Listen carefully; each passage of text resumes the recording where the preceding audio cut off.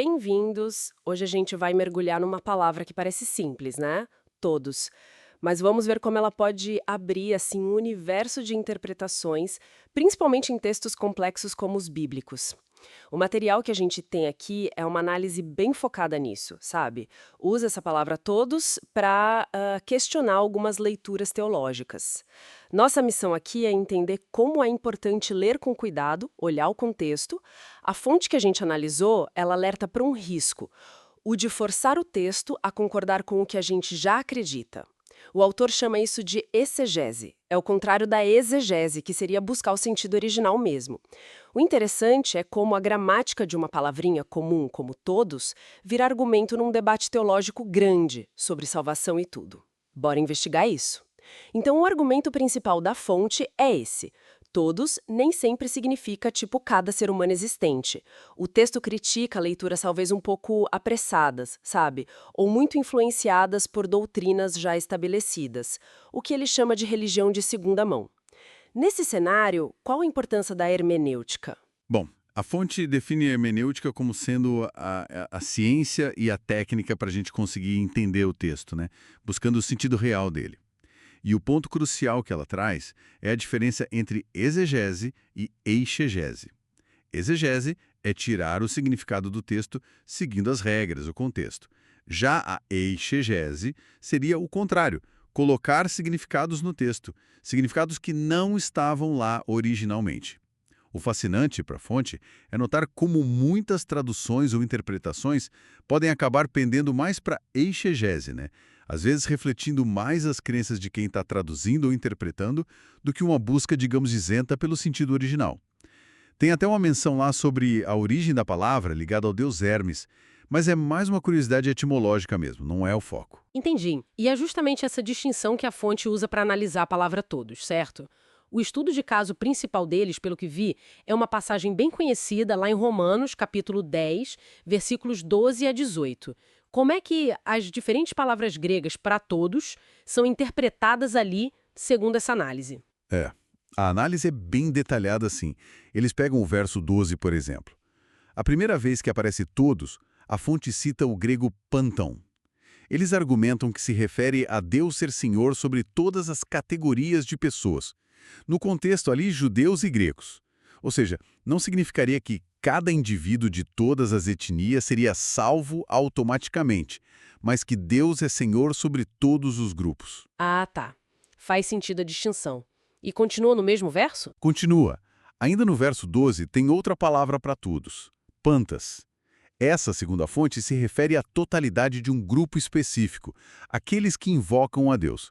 De novo, não todo mundo indiscriminadamente.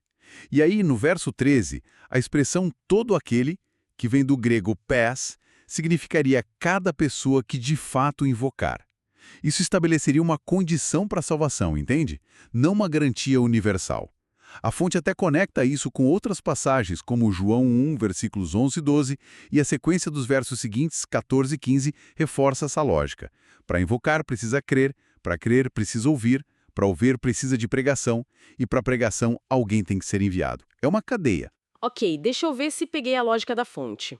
Tem um todos para grupos de pessoas, etnias, outro todos para quem invoca, um grupo específico dentro dos grupos maiores, e um todo aquele que coloca a condição, invocar, certo? Exato. Essa é a linha de raciocínio apresentada. Mas aí vem o verso 16, que diz: Mas nem todos obedeceram ao evangelho. Se o verso 18 sugere que a mensagem foi pregada amplamente, como é que a fonte explica essa falta de crença ou obediência por parte de alguns? Aí entra a interpretação teológica mais específica da fonte. Eles argumentam que a fé, a palavra grega é pistis, que é necessária para crer e obedecer, não seria algo que todo mundo tem, ou que seja só uma escolha humana. Eles citam passagens como Efésios 2, 8, 9 e Judas 3b, para dizer que a fé é um dom de Deus, algo concedido aos santos ou eleitos. Usam também 2 Tessalonicenses 3:2b, que diz, pois a fé não é de todos.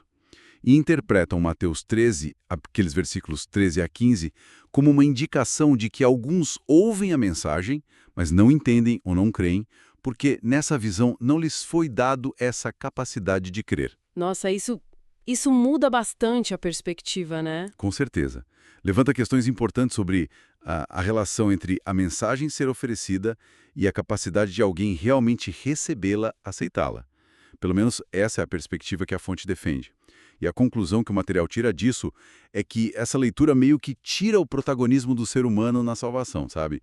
O que iria contra visões mais universalistas ou mesmo arminianas, que tendem a dar um peso maior para a escolha individual na questão da salvação. Entendi. É realmente impressionante como a análise de uma única palavra pode ter tantas ramificações teológicas. Então, para resumir o que a fonte quer dizer com tudo isso, basicamente, eles usam a gramática e o contexto de todos, lá em Romanos 10, para argumentar que a salvação descrita ali não é para todo e qualquer indivíduo no planeta. Seria algo condicionado à invocação e à fé. E essa fé, nessa interpretação bem particular que eles apresentam, é vista como um dom de Deus, que não seria dado a todos. É isso. É exatamente essa a conclusão do argumento apresentado na fonte. Bom, recapitulando então. Essa análise que a gente viu da palavra todos funciona como um ótimo exemplo de como a interpretação cuidadosa do texto, a tal da exegese, é fundamental. E também alerta para os riscos de a gente acabar lendo nossas próprias ideias no texto, a exegese. O mais interessante dessa análise, para mim, foi ver como um debate teológico enorme sobre salvação universal pode depender, segundo essa fonte, não só de grandes ideias, mas de detalhes da gramática grega de uma palavra como todos. Exato. Reforça a ideia central que a fonte martela.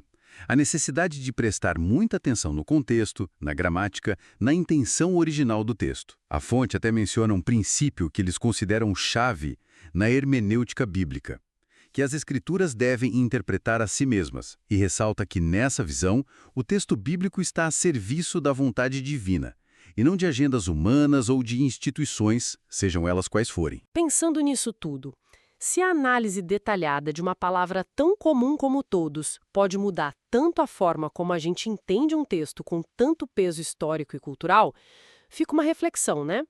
Como é que esse mesmo tipo de análise crítica rigorosa, essa atenção ao contexto, às nuances da linguagem, poderia ser útil para a gente lidar com outras formas de comunicação, de informação que a gente encontra todo dia? Fica aí a questão para a gente pensar.